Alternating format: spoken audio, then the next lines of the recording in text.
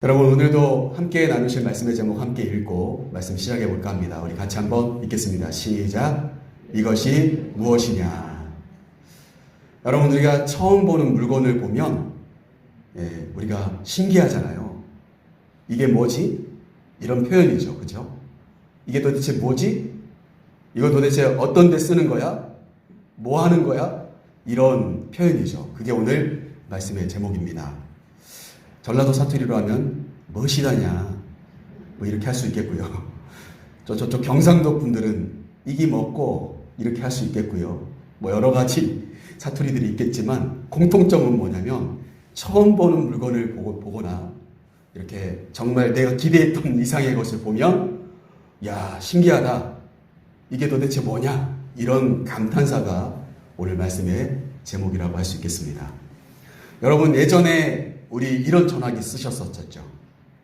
지금도 쓰고 있는 분 있으십니까, 혹시? 없으시죠? 네. 이걸 지금도 쓰고 있는 분이라면은 정말 꼰대 소리를 들으실 수가 있습니다. 예전에는 손가락을 그 사이에다 이렇게 넣어서 다이얼을 이렇게 돌렸었잖아요. 그쵸? 그전에는 또 어떤 거 있었죠? 이렇게 돌리는 거 있었잖아요. 수화기 들고. 그쵸? 그럼 중간에 이제 교환이 나와가지고 연결해주고 막 그렇게 했던 전화기들 쓰셨을 거 아니겠어요? 그런데 저는 요즘 우리가 흔히 쓰는 이 폰을 처음에 딱 보았을 때 여러분 어떠셨어요? 스티브 잡스가 벌써 죽은 지도 꽤 시간이 지났습니다. 애플사의 리더라고 할 수 있는 스티브 잡스가 애플폰이라고 할 수 있는 스마트폰을 처음에 가지고 나와서 직접 설명을 했잖아요. 이렇게 생겼었어요. 지금은 우리가 아무나 애나 어른이나 갖다 주면 잘 씁니다. 특별히 우리 대한민국 사람들이 굉장히 잘 쓴대요. 그런데 여러분, 이게 처음 나왔을 때는 당황스럽잖아요. 분명히 들리는 쪽과 말하는 쪽이 나눠져 있었던 전화기 수화기만 해도 컸는데 이렇게 조그맣게 생긴 한 녀석이 통화도 되고 그 속에서 모든 걸 다 검색도 하고 결제도 하고 그런 시대가 열릴 거라고 누가 가히 상상을 했겠습니까? 이게 전화기다 이렇게 이야기하면 사람들이 깜짝 놀랄 만한 이야기가 됐었겠죠. 여러분, 그런데 이걸 만들 때 스티브 잡스가 왜 이렇게 만든지 아십니까? 가에는 이렇게 둥근 이렇게 모서리들을 각지지 않게 만들었습니다. 그리고 작게 만들면서 버튼을 튀어나오지 않게 화면 속으로 다 집어넣어 버렸어요. 왜 이렇게 만든지 아세요? 자기가 그게 싫어서 그런 거예요. 다른 이유가 아닙니다. 스티브 잡스가 이렇게 튀어나온 것들에 대해서 못 보는 성격이었대요. 그래서 버튼도 화면 속에다 다 집어넣어 버리고 겉에를 어때요? 매끈하게 만들어 놓고는 가에는 모서리들은 다 동글동글하게 만든 거예요. 그렇게 만들어서 사람들에게 이게 다음 세계를 이끌어갈 스마트폰이라고 하는 거다 라고 하면서 설명을 했단 말이죠. 여러분, 스티브 잡스가 자기가 가지고 있는 생각, 자신의 어떤 그런 의지, 자기의 기질이 이 스마트폰 하나에 사실은 담겨져 있는 겁니다. 버튼이 위로 툭툭 튀어나와 있는 거 싫으니까 다 집어넣어버리고 여러분 그렇게 만든 거예요. 여러분, 과연 그렇다면 오늘 이 시대를 살아가는 우리 성도들은 하나님께서 주시는 것들을 어떻게 받아들여야 될까요? 하나님이 주시는 말씀도 또 하나님이 만들어 두신 이 세상의 모든 것들이 어떨까요? 사실 그 속에 하나님이 창조하신 성품이 담겨져 있는 거예요. 마치 스마트폰이 전화기를 와해 있게 만들면서 전혀 다른 세상이 열린 것처럼 하나님께서는 오늘도 우리에게 말씀하시고 하나님이 저와 여러분에게 여러 가지 일들을 만나게 해주실 때는 다 그만한 이유가 있어서라고 하는 거예요. 여러분, 오늘 말씀을 통하여서 저와 여러분은 오늘 하나님께서 이스라엘 백성들 광야 40년 동안 이끌어 가시는데 직접 공급해 주시는 그 양식에 대한 이야기를 함께 하려고 합니다. 아마 오늘 조금 성경을 열심히 읽으셨다든지 성경의 내용을 많이 들으셨던 분들 같으면 말씀 제목만 딱 보아도 오늘 이 단어를 이 문장을 하나의 단어로 바꾼다면 이게 뭐구나 딱 바로 답이 나오셨을 거예요. 이것이 무엇이냐, 이렇게 제가 말씀의 제목을 말씀드렸잖아요. 그때 딱 떠올라야 될 단어가 있잖아요. 그게 뭘까요? 이제 그 이야기를 오늘 저와 여러분이 함께 해볼까 합니다. 여러분, 오늘 13절 말씀부터 15절 말씀 사이에 있는 내용인데, 여러분 한번 말씀을 좀 한번 읽어볼게요. 사실은 오늘 이 말씀이 오늘 우리 16장 말씀 전체적인 내용과 쭉 이어지는 말씀들을 제가 중간중간 여러분들과 함께 읽자고 말씀드릴 거예요. 그래서 오늘 함께 말씀들을 읽으시면서 전체적인 이야기들을 함께 해볼까요? 16장 전체적인 이야기들입니다. 자, 13절부터 15절 말씀 앞에 화면에 있습니다. 같이 한번 읽어볼게요. 저녁에는 메추라기가 와서 진에 덮이고 아침에는 이슬이 진 위에 있더니 그 이슬이 마른 후에 광야 지면에 작고 둥글며 서리 같은 것이 있는지라. 이스라엘 자손이 보고 이것이 무엇인지 알지 못하여 서로 이르되 이것이 무엇이냐 하니 모세가 그들에게 이르되 이는 여호와께서 너희에게 주어 먹게 하신 양식이라. 여러분, 오늘 제목이 이것이 무엇이냐예요. 그런데 그 이것이 무엇인지 여러분 아시겠죠? 아침에 그들이 깨어나면 광야의 지면에 하얗게 맺혀 있는 음식. 그게 뭡니까? 만나이죠, 만나. 여러분, 이것이 무엇이냐라고 하는 이 표현이 사실은 히브리어 만나라고 할 때 만에 속하는 표현입니다. 이게 뭐지? 그 표현이 뭐라고요? 그게 만나예요. 그러니까 만나의 이름을 다른 의미로 지은 게 아니라 이게 뭐지? 이게 뭐지? 이게 도대체 어떻게 생긴 거지? 이건 도대체 어떻게 먹는 거지? 이런 그들의 이야기했던 그 모습을 보고, 땅 위에 맺혀 있는 그 모습을 보고 했던 그 말이 곧 만나, 이렇게 우리가 이야기하는 히브리어 단어가 되었다라고 하는 것입니다. 여러분 이해되세요? 그런데 오늘 분명히 이야기합니다. 여호와께서 너희에게 주어 먹게 하신 양식이라. 자, 그렇다면 과연 이 생김새는 어떠했을까요? 오늘 16장 말씀 31절에 보면, 우리 31절 앞에 화면에 있습니다. 같이 한번 읽어볼게요. 이스라엘 족속이 그 이름을 만나라 하였으며 같이 희고 맛은 꿀 섞은 과자 같았더라. 만나가 뭐예요? 이것이 무엇이냐? 이게 뭐냐? 이게 만나인데 그것은 어떻게 생겼어요? 가시같이 희고 이렇게 되었습니다. 그러니까 마치 씨앗을 까놓은 것처럼 하얗다는 거예요. 그런데 먹어보면 꿀 섞은 과자와 같은 맛이 납니다. 직접 여러분들에게 참 이렇게 만나는 한 입씩 떼어 넣어드리면서 이게 만납니다, 이렇게 할 수 있으면 너무 좋겠는데 그게 안 되죠. 여러분들 잘 아시다시피 이스라엘 백성들이 언약궤를 만들고 그 법궤 안에다가 넣었던 것 중에 하나가 만나가 들어있었던 항아리였잖아요. 그렇죠? 근데 그 법궤 어디로 갔습니까? 지금은 이미 사라졌잖아요. 이미 사라져 버렸어요. 그 안에 십계명이 들어있던 2개의 돌판도 있었고 아론의 지팡이가 싹이 나 있는 그 지팡이도 그 안에다 넣었었다, 이런 이야기들을 여러분 성경이 분명히 우리에게 이야기해 주는데, 언약궤가 있다면 어쩌면 그 안에 만나가 들어있는 항아리도 있었을 수 있었겠죠. 그런데 없지 않습니까? 그러니까 우리는 오늘 31절 말씀을 통하여서 만나가 꿀 섞은 과자와 같은 거구나. 오늘 우리 대한민국에서 먹는 한과를 여러분 좀 떠올려 보시면 비슷하지 않을까, 이런 생각을 좀 해보게 됩니다. 그게 생김새가 하얗게 생겼는데 집어 먹어보면 꿀 섞은 과자 맛이래요. 아침에 식사 안 하신 분들 좀 출출해지시나요? 이런 말 들으면. 여러분, 그런데 이 만나는 하나님께서 이게 잘 어떻게 하면은 어떻게 관리하는 게 좋은지 정량을 소개해 주셨어요.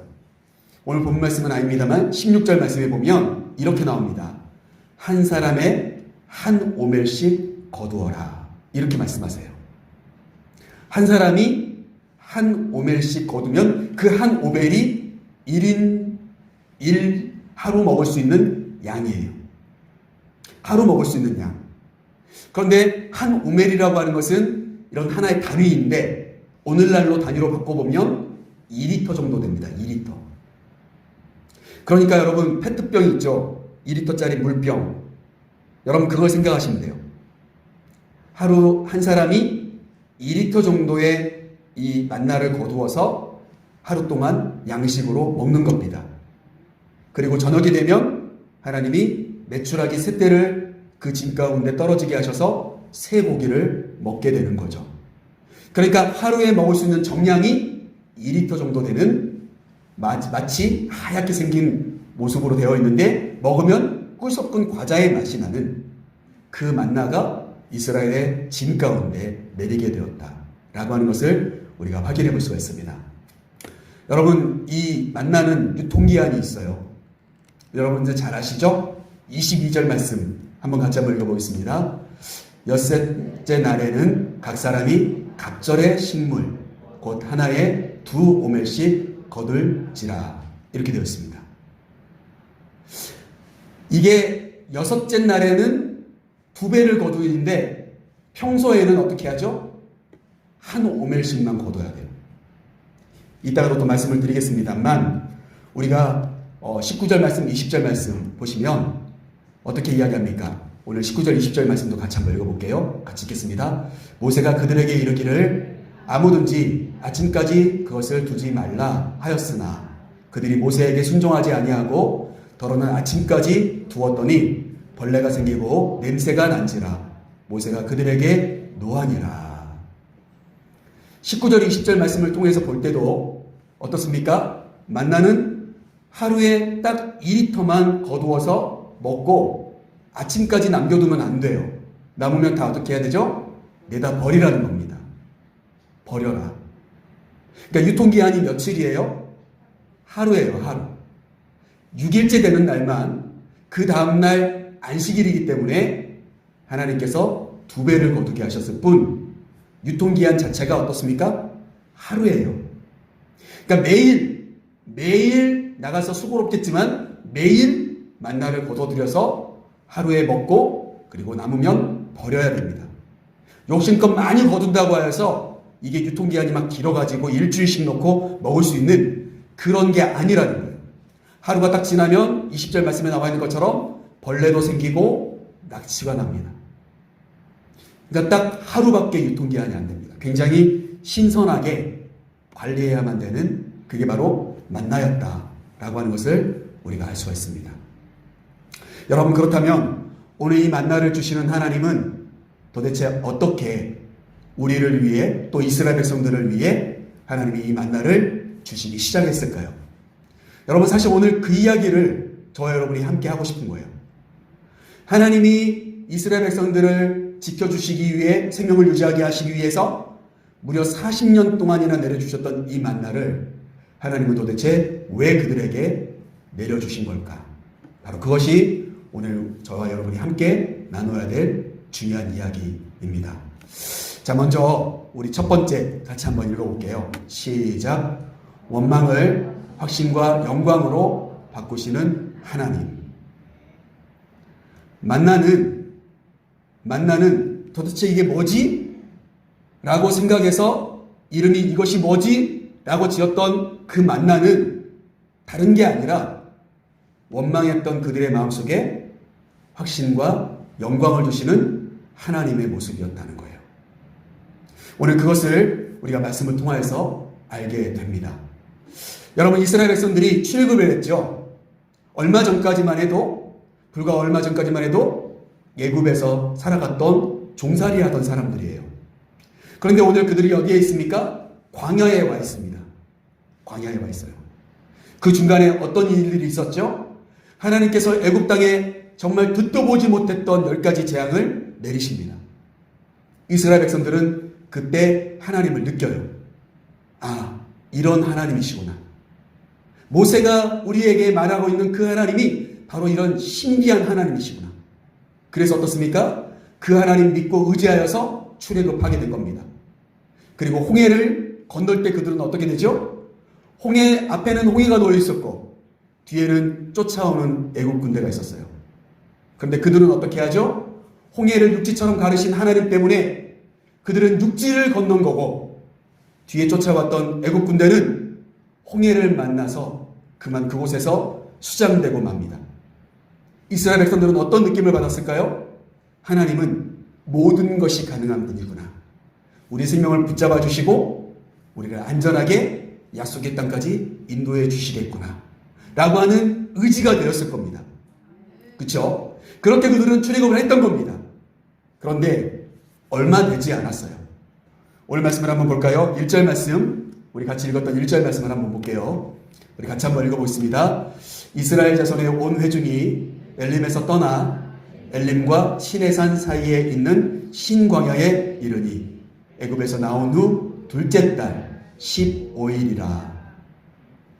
여러분, 이 파란색으로 된 글씨를 여러분 좀 더 자세히 살펴보셔야 돼요.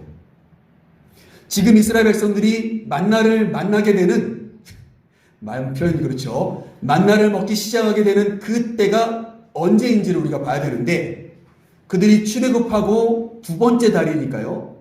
한 달을 30일로 잡았을 때 두 번째 달 15일이니까 신광야에 이른 때는 언제이겠습니까? 출애굽하고 무려 45일밖에 되지 않았어요. 애굽에서 출애굽한 지 45일째 되었던 때에 있었던 사건인 겁니다.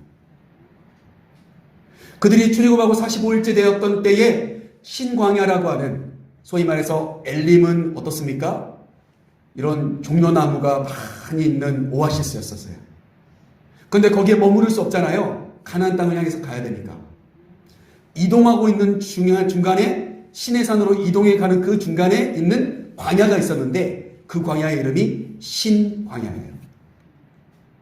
신광야. 그런데 이 광야가 얼마나 힘들고 어려웠으면 그때부터 이스라엘 백성들이 뭘 하죠? 원망하기 시작합니다.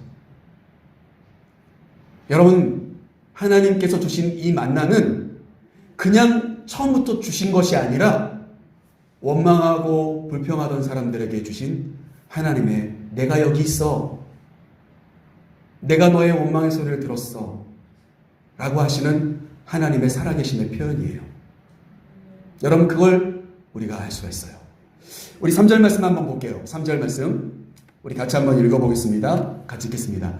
이스라엘 자손이 그들에게 이르되 우리가 애굽 땅에서 고기 가마 곁에 앉아 있을 때와 떡을 배불리 먹던 때에 여호와의 손에 죽었더라면 좋았을 것을 너희가 이 광야로 우리를 인도해 내어 이 온 회중이 주려 죽게 하는도다. 여러분, 3절 말씀을 우리가 딱 한마디로 정리해보면 이겁니다. 우리가 배고파서 죽을 것 같다. 이렇게 이야기하는 겁니다. 출애굽하고요, 광야라는 곳으로 이동해 나가면서 이스라엘 백성들이 했던 이야기입니다. 우리가 지금 배고파서 죽을 것 같다. 먹을 게 없다. 죽을 것 같다. 여러분, 그렇게 이야기하고 있는 거예요. 저는요, 이 말씀을 바라보면서 저와 여러분이 똑같은 마음이 있을 거라고 생각을 합니다. 이스라엘 백성들이 오늘 이야기합니다.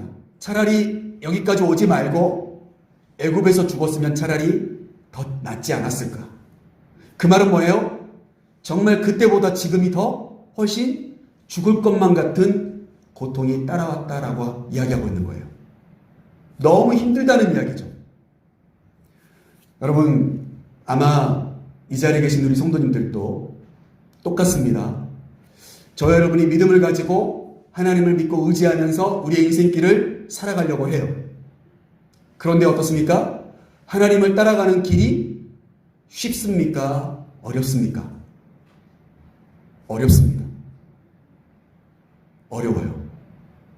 하나님을 따라가지만 하나님과 함께 있는 것 같이 보이지만 우리의 주변에는 온통 광야예요. 위험하고 말라있고 메말라 있어요. 사람들의 마음도 메말라 있고 나의 주머니도 메말라 있어요. 내 마음도 똑같이 메말라가요.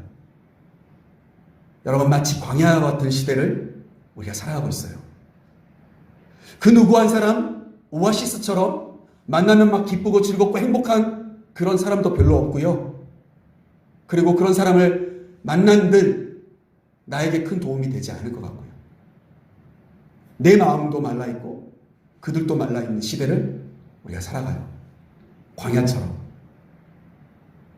만약 하나님께서 이스라엘 백성들에게 출애굽을 시키셨는데 갈 때마다 막 배 터지게 먹고 다 다른 사람들이 막 먹을 것도 갖다 주고 광야가 아니라 정말 이런 오아시스만 계속 이어지는 그런 길들로 지나갔다면 그 길에서 누가 원망을 하겠습니까? 그 길에서 누가 벗어나려고 하겠습니까? 여러분, 우리의 신앙생활 자체가 사실은 광야와 같아요. 우리의 인생 자체가 광야와 같은 삶이에요. 오늘 이 시대가. 그러니까 어떻습니까? 하나님께 원망스럽고 내가 이렇게 살아가는 게 너무 힘들고 어려운 거예요. 여러분, 그런 시대를 살아가고 있지 않으세요? 어쩌면 이 시대에 모든 사람이 하나님만 믿으면, 예수 그리스도만 믿으면 다 부자 되고 다 성공하고 더 건강해진다더라. 이러면요, 세상에 예수 믿지 않을 사람이 어디 있겠습니까? 근데 아니거든요. 하나님을 따라 나섰지만 그 길은 광야였고 결국 먹을 것 없는 광야에서 그들은 죽을 것만 같았거든요. 그게 무엇입니까? 그게 사실 우리의 모습과 틀리지 않은 모습이에요. 여러분, 한 가지 분명합니다. 저와 여러분은 하나님 믿고 형통해지고 싶습니다. 다 그러시죠? 복 받고 싶으시죠? 하나님이 나의 문제를 다 해결해 주시길 원하고 있죠? 그리고 내가 어떻게 하면 하나님이 이걸 해결해 줄 것만 같죠? 그런 마음들로 저와 여러분이 믿음 생활할 때가 참 많아요. 그런데 어떻습니까? 실상은 그렇게 되어지지 않을 때가 훨씬 더 많죠. 왜냐? 우리가 지나가는 이 길이 광야이니까 그렇습니다. 저와 여러분이 천국 가는 그 날까지 살아가는 이 인생길 자체가 광야이니까 그렇습니다. 시들어 있고 메말라 있는 그런 나의 모습, 사람들의 모습, 시대의 모습. 그러기에 우리는 어떻습니까? 그러기에 사실은 하나님께서 모든 걸 주시지 않으면 안 된다고 고백해야 합니다. 그런데 어때요? 이 시대를 살아가는 그리스도인들에게는 너무 많은 방법들이 있어요.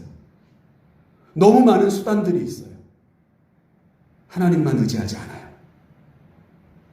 광야에서 아무것도 없고 경작할 수 있는 땅 한 필 없어요.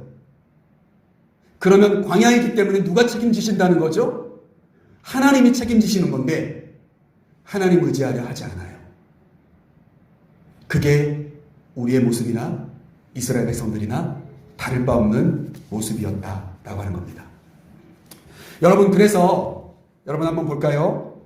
우리 7절 말씀부터, 좀 말씀이 깁니다만 7절, 8절, 9절인데 우리 7절, 8절, 9절에서 우리 7절만 한번 읽어보겠습니다. 7절. 왜냐하면 반복되는 내용을 제가 여러분들에게 보여드리기 위해서 읽자고 하는 겁니다. 7절 말씀 같이 한번 읽어볼게요. 아침에는 너희가 여호와의 영광을 보리니 이는 여호와께서 너희가 자기를 향하여 원망함을 들으셨습니다. 우리가 누구이기에 너희가 우리에 대하여 원망하느냐. 8절 말씀도 한번 보여드릴게요. 8절에서도 똑같은 표현이 나옵니다. 이는 여호와께서 자기를 향하여 너희가 원망하는 그 말을 들으셨습니다. 9절 말씀도 보여드리면 9절에서도 똑같습니다. 여호와께 가까이 나아오라. 여호와께서 너희의 원망함을 들으셨느니라. 누가 들어요? 하나님께서요. 그런데 다시 제가 7절로 오겠습니다. 7절 말씀을 읽자고 한 이유는 이겁니다. 마지막 표현이죠. 7절 마지막. 우리가 누구에게 너희가 우리에게 대하여 원망하느냐. 누구의 말입니까? 모세와 아론의 말이에요. 너희의 원망하는 소리를 누가 들으신자? 하나님이 듣고 계신다. 너희가 우리에게 원망해봤자 우리도 너희와 똑같이 지금 굶주린 상태야. 우리도 똑같이 광야에서 지금 함께 걸어가고 있잖아. 우리가 어느 곳에서 너희가 먹을 것을 준비해 올 수 있는 능력이 없는 우리에게 원망하지 말고 누구에게요? 하나님께 원망하고 하나님의 음성을 너희들이 들어야 한다 라고 하는 것을 오늘 모세와 아론이 이스라엘 백성들에게 이야기하고 있다는 거예요. 여러분, 저는 그렇습니다. 우리가 항상 신앙생활을 하면서 한 가지 우리 성도님들이 하나님께 원망하면 안 된다고 여러분들 배우셨죠? 맞습니까? 우리 신앙 가운데 불평불만하면 안 된다고 들으셨죠? 맞습니까? 맞습니다. 우리가 원망하지 않고 불평불만하지 않는 삶을 살아야 합니다. 그런데 그것은 누구에게 대한 거냐면 사람에게 대한 겁니다. 눈에 보이는 사람에게 대한 거. 사람에게 원망하지 말고 사람에게 불평하지 말라는 거예요. 여러분 이해되세요? 오늘 모세가 하고 있는 7절 말씀을 여러분 잘 보세요. 하나님은 어떻게 해요? 하나님의 백성의 원망과 탄식을 들으시는 분입니다. 하나님의 백성의 원망과 탄식을 들으시는 분이에요. 그리고 원망과 탄식을 들으셨기 때문에 뭘 주신다고 했어요? 아침에 너희가 여호와의 영광을 보리다. 그 말이 뭡니까? 너희가 아침마다 먹을 양식을 하나님이 주실 거야. 모세가 오늘 그렇게 이야기하고 있어요. 그런데 하나님이 주셔야 될 그 양식을 줄 수 없는 모세와 아론에게 원망하고 불평하면 무슨 소용이 있겠습니까? 여러분, 그러기에 원망과 불평을 하시더라도 누구에게요? 하나님께 하셔야 합니다. 저는 오늘 이 말씀을 나누면서 우리 사랑하는 지도제일교회 모든 성도님들이 하나님 앞에 좀 나오셨으면 좋겠어요. 하나님 앞에. 자꾸 사람 쫓아다니면서 도와달라 구걸하는 사람을 살지 마십시오. 여러분이 하나님의 백성이라면, 우리가 하나님의 백성이라면 우리의 아픔, 우리의 문제, 내가 필요한 것 누구에게 달라고 해야 되겠습니까? 우리 아버지한테 달라고 해야죠. 옆집 아저씨한테 달라고 할 겁니까? 이웃집 아줌마한테 달라고 할 거예요? 내가 쓸 용돈을? 내가 필요한 납부금을 옆집 찾아가서 달라고 하실 겁니까? 하나님께 나오세요. 하나님께 가지고 나와서 하나님께 원망하셔야 돼요. 하나님, 내가 정말 죽을 것 같습니다. 배고픕니다. 하나님, 나 이거 필요합니다. 하나님께 가지고 나와서 하나님께 이야기할 때 오늘 7절 말씀에 나와 있는 것처럼 7절, 8절, 9절에 나와 있는 것처럼 여호와 하나님이 이스라엘 백성들의 원망의 소리를 들으셨다는 거예요. 저는 그 원망이, 그 탄식이, 그 고통의 소리가 하나님께 올려지는 기도라고 생각합니다. 하나님은 그걸 보고 계세요. 아마 우리 성도님들 자녀들하고 이렇게 생활해 보시다 보면 물론 지금 같이 살지 않더라도 전화해보지요. 전화해보면 어떻습니까? 목소리부터가 좀 다를 수가 있잖아요. 아, 얘가 좀 기분이 안 좋은 일이 있나 보다. 느껴지실 때 있으시죠? 아니세요? 때로는 학교 갔다 와서 아이가 아무 말 없이 방에 들어갈 수가 있어요. 그러면 부모라면 느껴지잖아요. 아, 제가 뭔가 속상한 일이 생겼나 보다. 느껴질 거 아니겠어요? 하나님 앞에 저와 여러분이 나와서 어떠한 모습으로 와서 앉아있는지 하나님 보십니다. 그 하나님은 느끼십니다. 알고 계세요.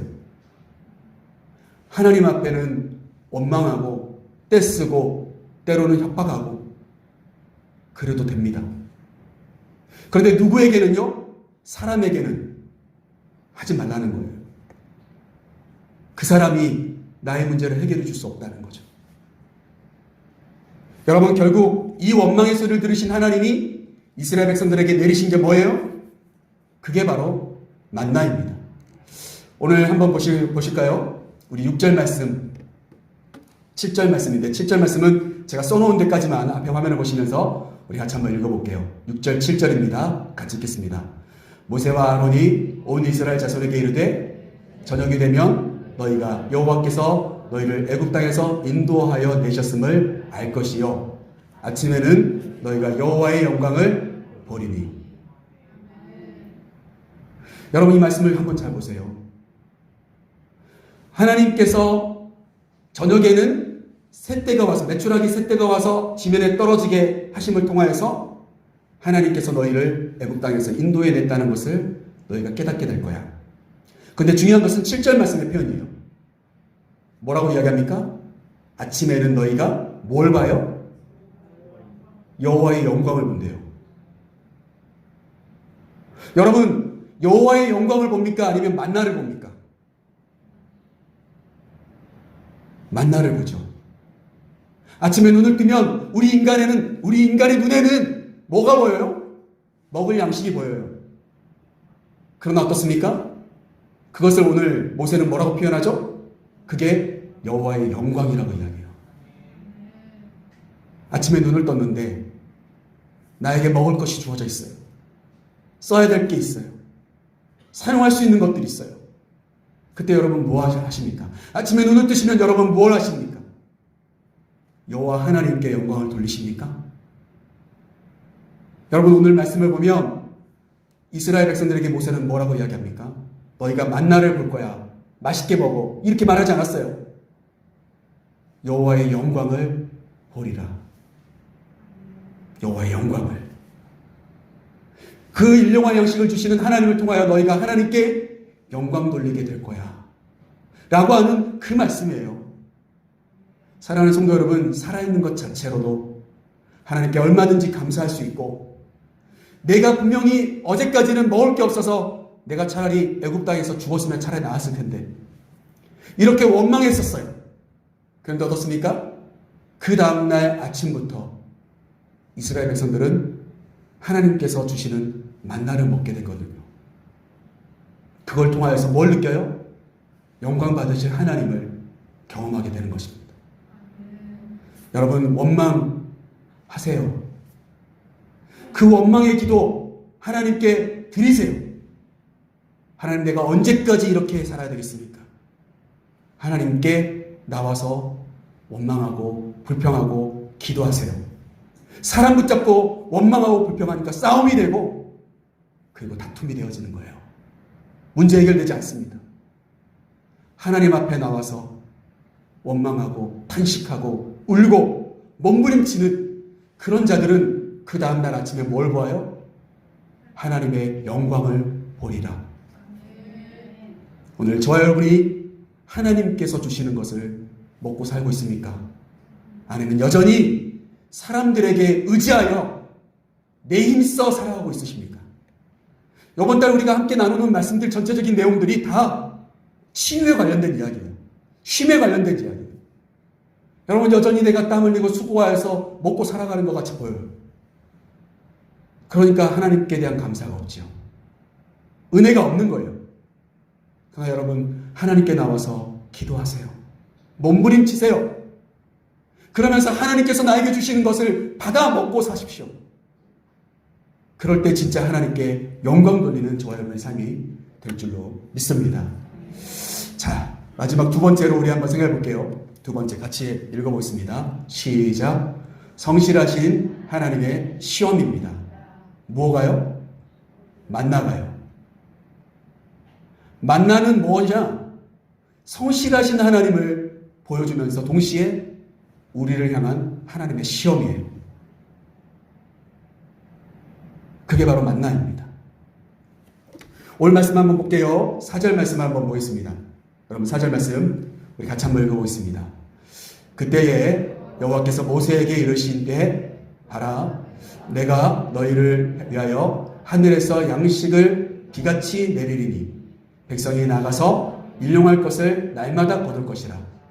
이같이 하여 그들이 내 율법을 준행하나 아니하나 내가 시험하리라. 여러분, 오늘 본 말씀은 아닙니다만 35절 말씀에 보면 뭐라고 나옵니까? 하나님께서 매일 이스라엘 백성들의 짐 가운데 만나를 내려주시기로 했는데 35절 말씀에 보면 무려 40년 동안 만나를 먹었다라고 기록하고 있어요. 몇 년이요? 40년이요. 광야를 지나는 동안 단 하루도 빠지지 않고 하나님이 어떻게 하시죠? 만나를 내려주세요. 매일. 안식일이 있는 날 제외하고 매일 하나님이 만나를 내려주세요. 그 말은 뭘까요? 하나님이 그만큼 성실하셨다는 거예요. 내 백성 내가 책임지기 위해서 출애굽시켰으니까 내가 책임지고 성실히 너희를 보호해 줄 거야. 매일 하나님 만나를 내리십니다.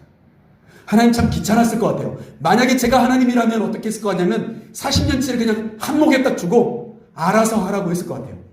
귀찮으니까. 40년치가 너무 힘들면 1년치씩 40번.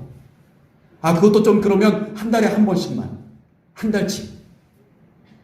그런데 하나님 그렇게 하시지 않아요. 매일 만나를 내리십니다. 40년 동안. 하나님의 성실하심을 우리가 알 수 있는 부분이에요. 얼마나 귀찮을 수 있겠어요? 그럼에도 불구하고 하나님은 전혀 귀찮아하시지 않습니다. 내 백성을 향해 내가 주는 양식 하루도 빠지지 않고 주십니다. 그런데 여러분 아시다시피 방금 우리가 함께 읽었던 것처럼 어떻게 합니까?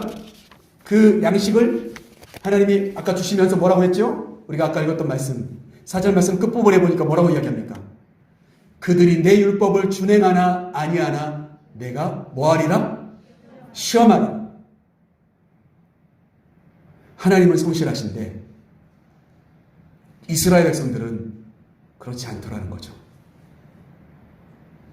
하나님은 성실하셔서 매일매일 만나를 주시지만 그래서 하루만 먹도록 하시지만 이스라엘 백성들 중에는 그것을 많이 거둬들이기도 하고 적게 거두기도 하면서 내일도 주시겠지. 근데 내일이 안식일이야.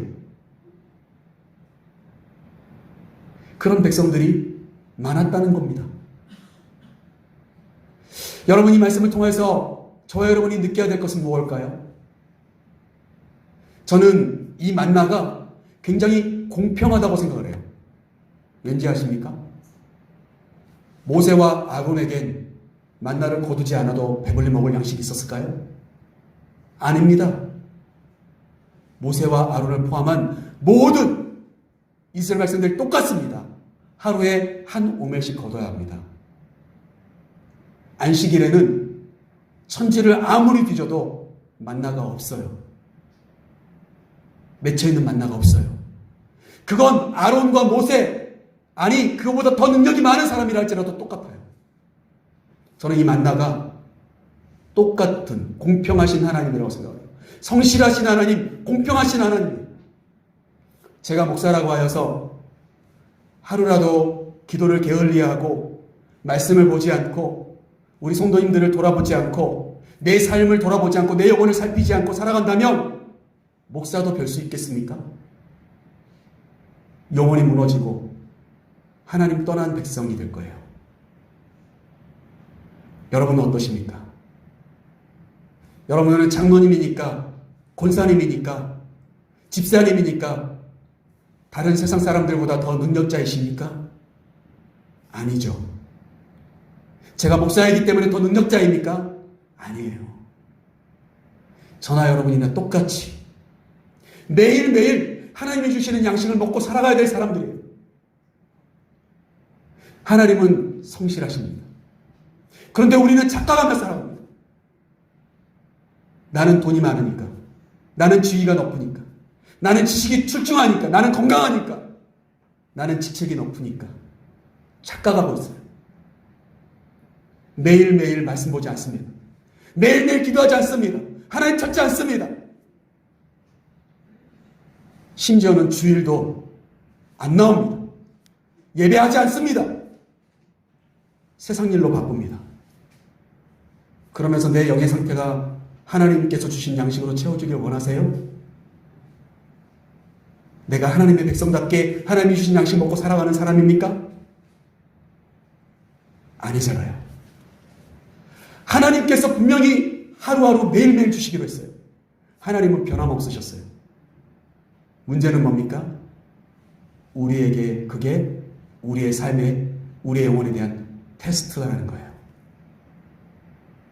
매일매일 하나님의 말씀 앞에 설 수 있는, 하나님의 은혜를 구하는, 하나님의 인도하심을 구하는, 그게 우리의 삶의 자세가 되어야 된다는 것을 오늘 이 만나를 매일매일 내려주시는 하나님은 시험해 보겠다고 말씀하십니다.